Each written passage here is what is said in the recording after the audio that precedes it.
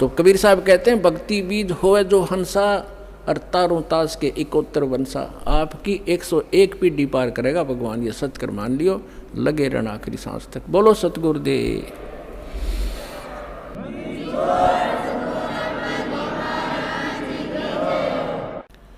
परम पिता परमात्मा पूर्ण ब्रह्म सारी सृष्टि के रचनहार कुल मालिक कबीर जी की असीम रजा से आप सभी पुण्यात्माएं सत्संग सुनने के लिए उपस्थित हुए। सौभाग्य आपका, आप जी सतलोक आश्रम बरवाला जिला हिसार हरियाणा के अंदर आप उपस्थित हुए। कोटि कोटि जन्मों के शुभ संस्कार जिस पुण्य आत्मा के उदय होते हैं, वही पुण्यकर्मी प्राणी सतलोक आश्रम बरवाला जिला हिसार से जुड़ते हैं। उन पुण्यात्माओं के पूर्व संस्कारों की गिनती नहीं हो सकती। परमेश्वर कबीर जी हम सभी आत्माओं को यथार्थ ज्ञान कराने के लिए आते हैं, और वो ज्ञान वो अपने मुख कमल से स्वयं बोलते हैं। उसको श्रीमद् भगवत गीता अध्याय नंबर 4 के श्लोक नंबर 32 में कहा है कि सच्चिदानंद घन ब्रह्म की वाणी में ब्रह्मण मुखे। ब्रह्मण मुखे का अर्थ है सच्चिदानंद घन ब्रह्म की वाणी में धार्मिक अनुष्ठानों की जानकारी विस्तार से कही गई है,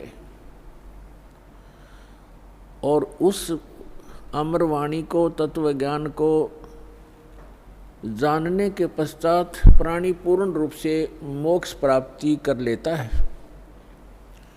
चौथे अध्याय के 34वें श्लोक में बताया है कि उस तत्व ज्ञान को जो सच्चिदानंद घन ब्रह्म अर्थात परम अक्षर ब्रह्म पूर्ण परमात्मा सत्य पुरुष स्वयं आकर के अपने मुख कमल से जो ज्ञान देता है, वो तत्व ज्ञान है।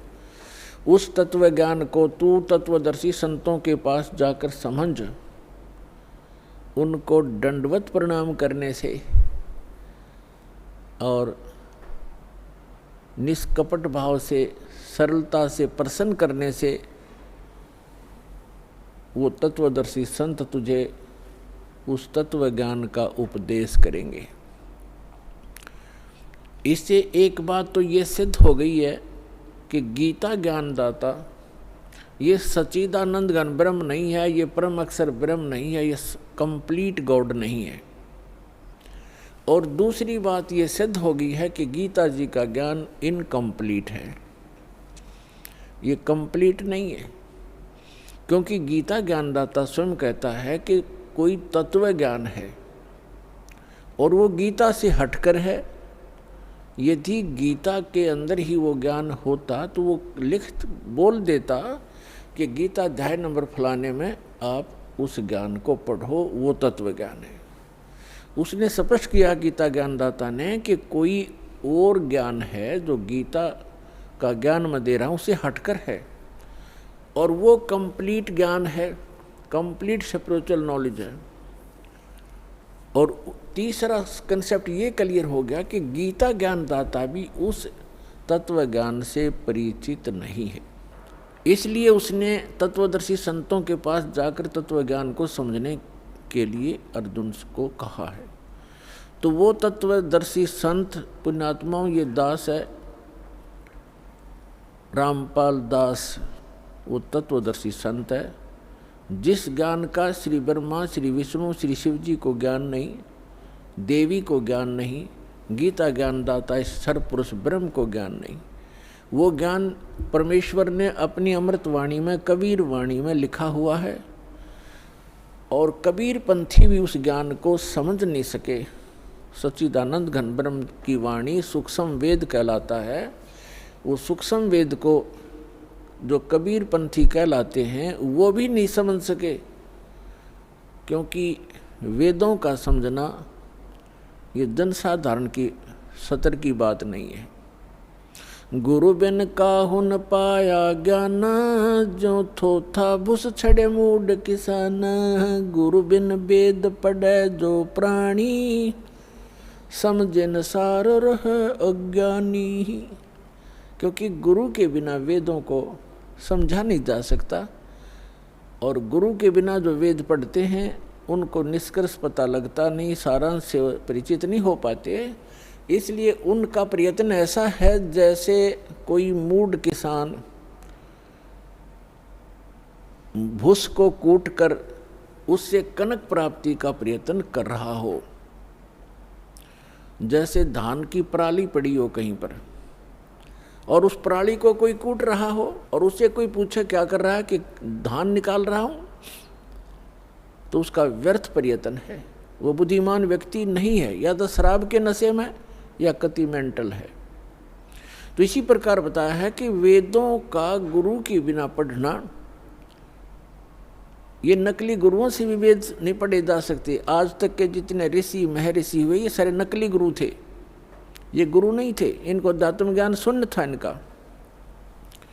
गुरु स्वयं परमात्मा आते हैं। तुम साहेब तुम संत हो, तुम सतगुरु तुम हंस, गरीब दास तेरे रूप बिन और न दूजा अंश। आदरणीय स्वामी रामानंद जी ने जब परमात्मा को सचखंड सतलोक यथास्थान पर देखा, और फिर उसको यहाँ पर भी बनारस में भी देखा, काशी में देखा उस कबीर भगवान को, तब कहा था दोहू ठोर है एक तू, और भया एक से दो। गरीबदास जी इन चित्रण कर रहे हैं जैसे तुलसीदास जी ने रामायण को चित्रण किया। गरीबदास तुम हम कारणे तुम आए हो मगजो। रामानंद जी कह रहे हैं कि हमारे लिए आप सतलोक से चलकर आए हो, दोनों ठोड़ आप ही हो, ऊपर भी सतलोक में सचखंड में भी आप हो और यहाँ भी आप ही हैं। दोहू ठोर है एक तू, भया एक से दो, गरीबदास हम कारणे तुम आए हो मगजो। तुम साहेब तुम संत हो, तुम ही भगवान हो, परमेश्वर हो, और तुम ही वास्तव में संत हो जो संत के अंदर गुण होते। तुम सतगुरु, सतगुरु माने सच्चा ज्ञान देने वाले, सब सदग्रंथों से परिचित आप ही हैं, और आप ही हंस हैं। हंस माने विकार रहित आत्मा, जिसमें कोई किसी प्रकार का दोष ना हो। रियल में जो भक्त होते हैं, कहते हैं, पर स्वामी रामानंद जी कह रहे हैं कि वास्तव में भगवान भी आप ही हो, जो रियल गॉड होता है, कंप्लीट गॉड आप हैं। और आप ही संत हो, संत जो शील स्वभाव के होते हैं, और आप ही सतगुरु हो, सब सदग्रंथों को जानने वाले।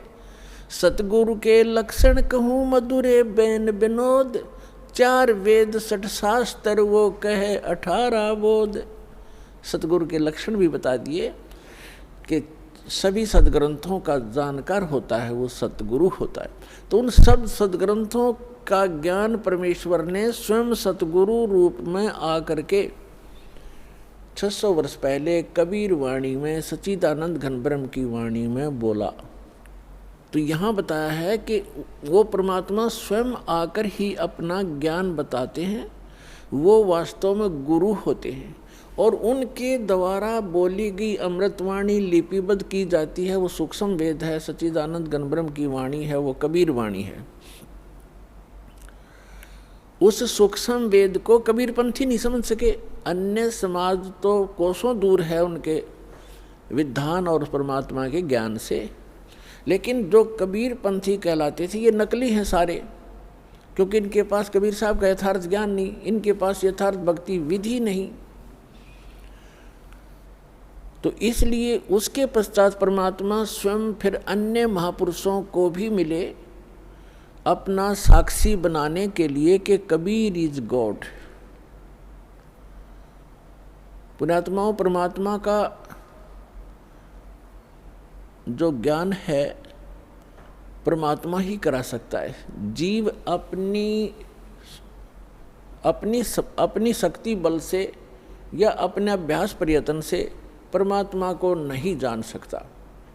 अगर ये जान सके होते तो हजारों वर्ष इन्होंने समाधि मेडिटेशन करके देख लिए। अब जो 2.5 घंटे सुबह 2.5 घंटे शाम भक्ति करके मोक्ष का दावा करते हैं, वो खोखला दावा उनका। हजारों वर्ष उन्होंने इस शरीर में खूब टक्कर मार ली और लास्ट में कह दिया गॉड इज फॉर्मलेस, परमात्मा निराकार है, परमात्मा का केवल प्रकाश देखा जा सकता है। तो परमात्मा नहीं देख सके वह, परमात्मा का जो प्रकाश देखा है, तो परमात्मा बिना प्रकाश होगा किसका? वो तो ऐसा है जैसे ये शरीर है हमारा, ये ऐसा है जैसे किसी सरोवर तालाब के साथ में कोई मकान बना हो, कोई महल बना हो, और उस सूर्य का प्रकाश उस सरोवर के जल से रिफ्लेक्ट होकर, प्रतिबिंब होकर के, और उस मकान की किसी छत पर लग रहा हो, तो वहाँ उसका प्रकाश तो सूर्य का है, लेकिन वो सूर्य नहीं है। और कोई ये कहे ये प्रकाश तो सूर्य का है जो घर में हम देख रहे हैं, लेकिन सूर्य निराकार है, तो क्या वो बुद्धिमान व्यक्ति हो सकते? तो इस शरीर रूपी महल में उस परमात्मा का रिफ्लेक्टेड यानी प्रतिबिंब का जो बना हुआ प्रकाश है, प्रतिबिंब देखते हैं ये लोग। और लास्ट में इन्होंने यही मान लिया कि परमात्मा निराकार है, परमात्मा का केवल प्रकाश देखा जा सकता है त्रिकुटी में या जहाँ भी वो ध्यान का व्यर्थ प्रयत्न करते हैं। तो प्रकाश, परमात्मा बिना प्रकाश किसका हो गया वो? तो परमात्मा निराकार कैसे है? जब उसका प्रकाश आपने देखा तो है कहीं वो? तो सूर्य को निराकार बताने वाले और सूर्य का प्रकाश देखने का दावा करने वाले वो बुद्धिहीन प्राणी है।